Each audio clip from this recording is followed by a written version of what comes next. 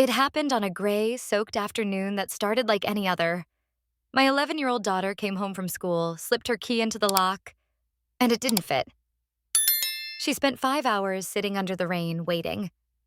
When my mother finally opened the door, she told her, "We've all decided that you and your mom don't live here anymore." I didn't scream. I didn't cry. I just said, "Understood." 3 days later, my mother received a letter that made her face turn white. That day at work had been brutal. The kind of shift where everything is chaos. Short-staffed, overworked, and surrounded by people pretending not to be sick. Before lunch, I'd already been scolded twice. Once by a family convinced that yelling fixed medical problems, and once by a surgeon who believed sarcasm counted as leadership. I'd had barely 3 hours of sleep and one energy drink that tasted like rust. Then my phone buzzed. Normally, I ignore personal calls during rounds, but something in me said, "Look, 6 missed calls from Hannah. My quiet, gentle 11-year-old who says sorry to furniture when she bumps into it. She never calls like that unless something's seriously wrong." I ducked into the supply room, shut the door, and called back. She answered instantly. "Mom?" Her voice was tiny and tight, trying not to shake. "What's wrong, sweetheart?" I asked. "My key doesn't work." "What do you mean it doesn't work?" I said. "It won't go in." "I think they changed the locks." "They?" I asked, already fearing the answer. "Grandma. Maybe Aunt Brittany." I rubbed my forehead. They wouldn't do that without telling me. Silence, then a small sniffle. "When are you coming home?" she asked. I looked at the clock. At least another hour before I could even think about leaving. "Honey, I can't right now," I said. "We're swamped." "Try calling Grandma again, okay? Or Aunt Brittany." "I did," she whispered. "No one's answering." "Keep trying," I said gently. "Someone will open soon." "Okay," she said, but her voice didn't sound convinced. When the call ended, I stood there staring at the shelves of gauze and gloves, telling myself it was nothing.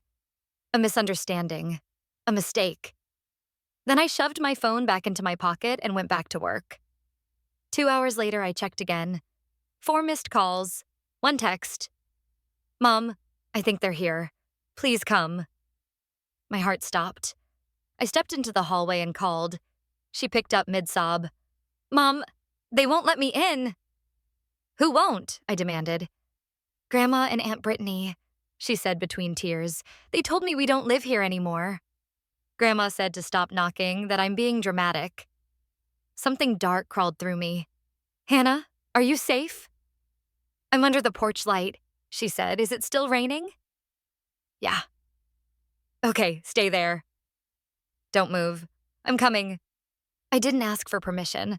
I found my supervisor and said, "My daughter's locked outside. Family emergency." He started to argue, but one look at my face was enough. 5 minutes later, I was in my car, soaked scrubs, trembling hands, rain hitting the windshield like nails. My brain flipped a switch. I wasn't a nurse or a daughter anymore. I was just a mother on the hunt. By the time I reached the house, it was dark. Hannah sat curled on the porch, knees to her chest, hair plastered to her face, her backpack beside her like a loyal dog. I ran to her, wrapped her up. She was freezing. "I'm sorry," she whispered as if she'd done something wrong. "You have nothing to be sorry for," I said, my voice breaking. "You did everything right." Then the porch light flicked on and the door opened. My mother stood there, wine glass in hand, perfectly calm. "Elena," she said, pretending to be surprised. "What are you doing here?" "You changed the locks," I said flatly. "We needed privacy," she replied. "You locked my daughter out in the rain." "She's fine," she said. "She's 11. That look she gave me? The one that said, "You're overreacting." I'd known it all my life. "We've decided you and Hannah don't live here anymore," she said. "It's better this way." Less tension. Who's we? Brittany and I. Of course. Behind her, my half-sister Brittany leaned in the doorway, phone in hand, feigning concern. "Mom, maybe this isn't the best time." "Oh, stop," Mom snapped. "It's been coming for a while." You're an adult, Elena. You'll manage. I looked past them. Brittany's kids were sprawled on the couch watching TV, their snacks on my daughter's blanket. The one with daisies she'd sewn herself. Something inside me went still. I didn't argue, didn't cry, just said, understood. Then I turned, took Hannah's hand, and walked away. We drove in silence. Rain beat against the roof like static. After a while, Hannah asked softly, "Are we going to be okay?" "Of course we are," I said. She nodded, watching the headlights smear across wet pavement. "Grandma doesn't like me, does she?" That question cut deep. I forced a smile. "Grandma doesn't like anyone, sweetheart. Don't take it personally." She almost smiled back. Almost. The quiet in that car was heavier than the storm outside. She fell asleep against the window while I kept driving, repeating my mother's words in my head. "You and your mom don't live here anymore." Because apparently, throwing out an 11-year-old counts as family management. And I wish I could say I was shocked. But when someone shows you who they are for decades, eventually you stop being surprised. You just start believing them. Because this didn't start that night. It started years ago. When I was a child, there were 4 of us in that house. Mom, Dad, Brittany, and me. My sister was 5 years older, louder, and somehow always right. When Brittany sneezed, Mom fetched tissues and sympathy. When I did, she told me to stop making noise. Dad, a hospital doctor, was gone most of the time, always between night shifts and early flights. When he was home, he smelled like coffee and antiseptic. He'd pat my shoulder, call me a good kid, then fall asleep in his chair with his boots still on. I adored him anyway. At least he noticed I was there. Mom didn't, unless she needed a target. I was dramatic if I cried, ungrateful if I didn't. Too sensitive. Her favorite insult. If Brittany broke something, it was kids being kids. When I spilled a glass of milk, I got grounded. Fair enough. By 16, college looked like freedom. Any college, anywhere. Even community college sounded like paradise. Distance, I thought, would fix everything. It didn't. At 19, I met Hannah's father. Older, charming, and full of promises. I mistook attention for love. A year later, I was pregnant. 2 years later, he was gone. A job in another state or maybe another woman. What I remember most is sitting in the kitchen with a positive test in one hand and a half-finished nursing school application in the other, wondering how I'd do both. But you don't think, you just survive. Work, study, raise a child, repeat. We lived in a tiny apartment stacked with textbooks, bills, and takeout boxes. Not happy, but free, and that was enough. 3 years ago, my father retired. He wanted to make up for lost time. He actually did. He came every week with takeout and stories. Hannah adored him, and he adored her right back. It was the only time our house felt peaceful. Mom hated it. Every visit reminded her that I existed. Then he got sick, fast and unforgiving. She called me late one night, pretending to sound fragile. "He needs help, Elena," she said. Translation, "You're a nurse. Fix it." So Hannah and I moved in. I told myself it was temporary. Those 2 years were the only time that house ever felt like home. Perfect. Here's part 2. The continuation and conclusion of the full English paraphrase, keeping tone, pacing, and structure consistent with part 1 and within the total character limit. Dad was kind, grateful, gentle. I ran the house like a hospital ward. Schedules, medication charts, meals, order. Mom floated around like Florence Nightingale, except her uniform was wine and self-pity. When Brittany and her husband Ryan visited with their kids, Mom transformed. She'd host big dinners, glowing with fake warmth, playing the perfect matriarch for the audience. But as soon as they left, the lights went out and she was cold again. 3 weeks ago, my father's body gave up. The funeral flowers hadn't even wilted when the house began to change. Some people fall apart when grieving. My mother redecorated. 3 days after we buried him, she was rearranging furniture, humming to herself, painting his room pale yellow, packing away his books. She said it would be the perfect room for Brittany's kids when they came to visit. Within a week, she'd replaced everything. New bunk beds, toys, family photos. None of my father. I stood in the doorway, still wearing my black dress, and watched her work like she was preparing for a holiday instead of dismantling a life. I wanted to ask how she could do it so soon, but she spoke first. "Brittany and Ryan might stay next weekend," she said cheerfully. "The kids need their own space." I just nodded, because arguing with her always felt like drowning. From then on, Brittany's family was there almost every weekend. They had their own laughter, their own keys, their own claim to the space. Somehow, Hannah and I, who actually lived there, became visitors. Mom called it healing. We were given the smallest room down the hall, 2 beds pressed against opposite walls. Mom called it cozy. I called it what it was, a warning. One night, I overheard her whispering to Brittany in the kitchen. "Rent's outrageous these days," she said. "It makes sense for you to live here full-time.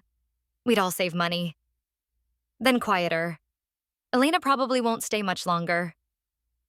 She was only here for her father. I stood there holding my mug of tea, realizing she was already writing us out of her life.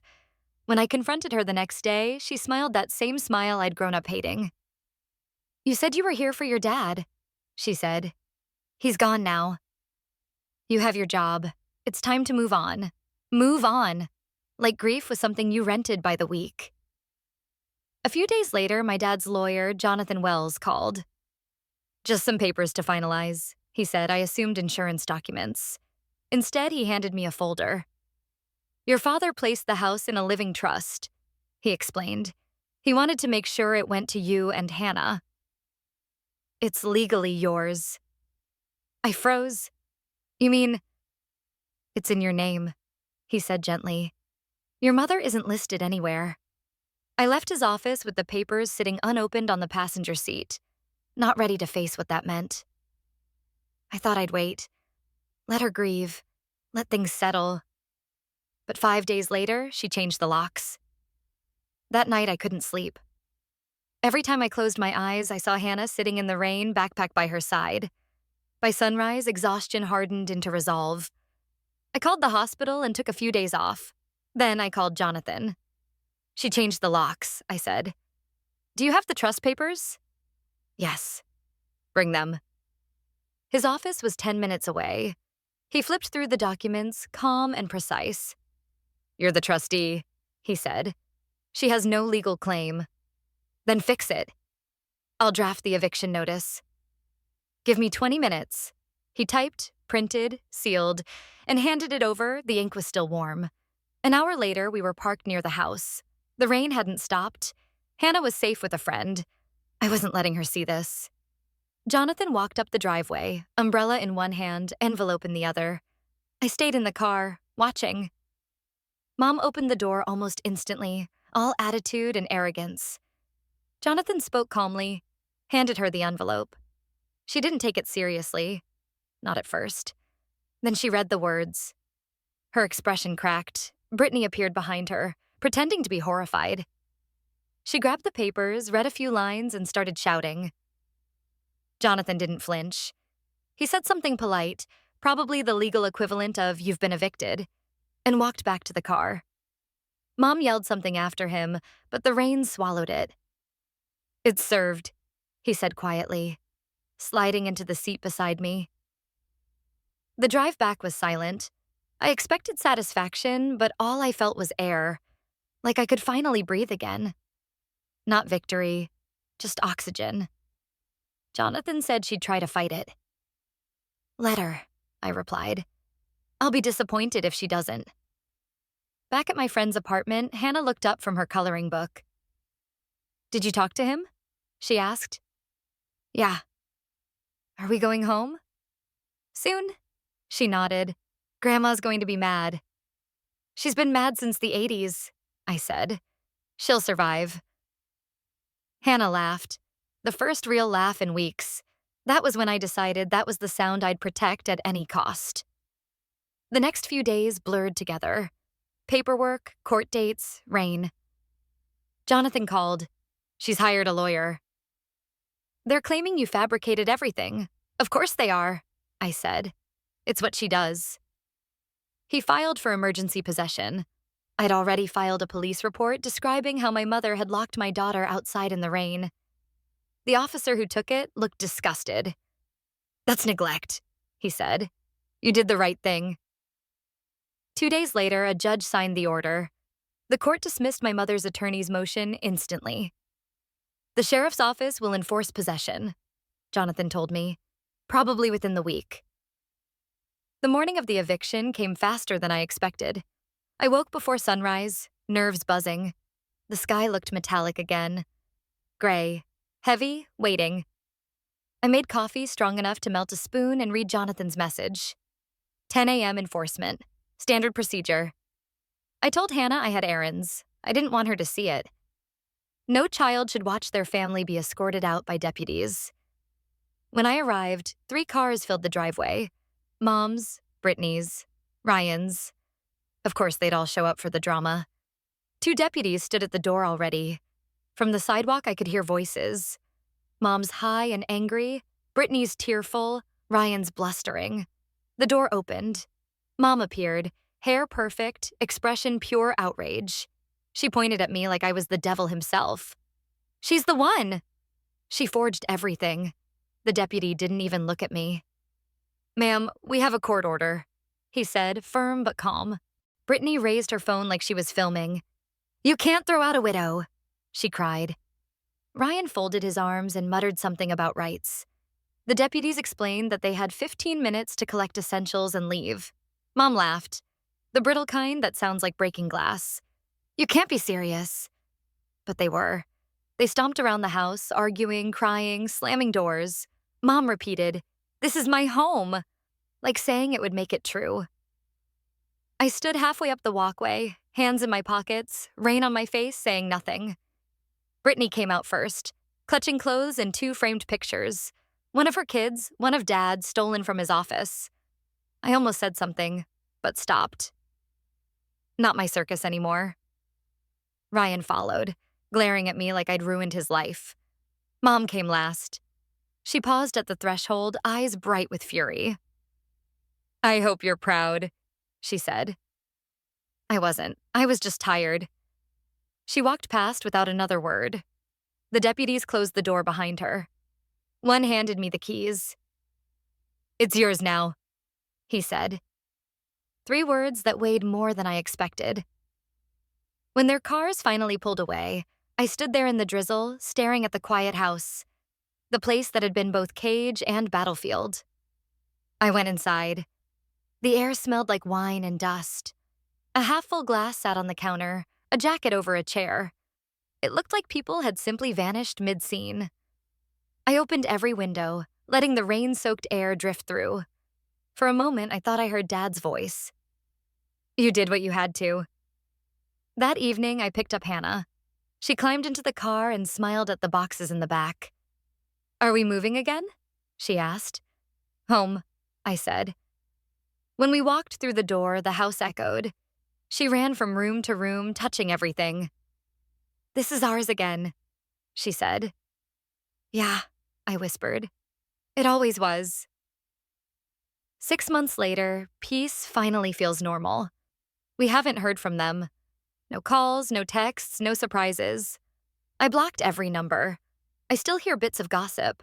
Small-town whispers travel fast. Mom moved in with Brittany and Ryan after the eviction. That lasted a month before everything exploded. Mom started redecorating their home. New furniture, new rules. Ryan left after she locked him out one night. Now Mom and Brittany live together again. 2 women competing for air. Their fights even made it onto Facebook comments. Someone screenshotted it and sent it to me. Mom was selling Brittany's dining set.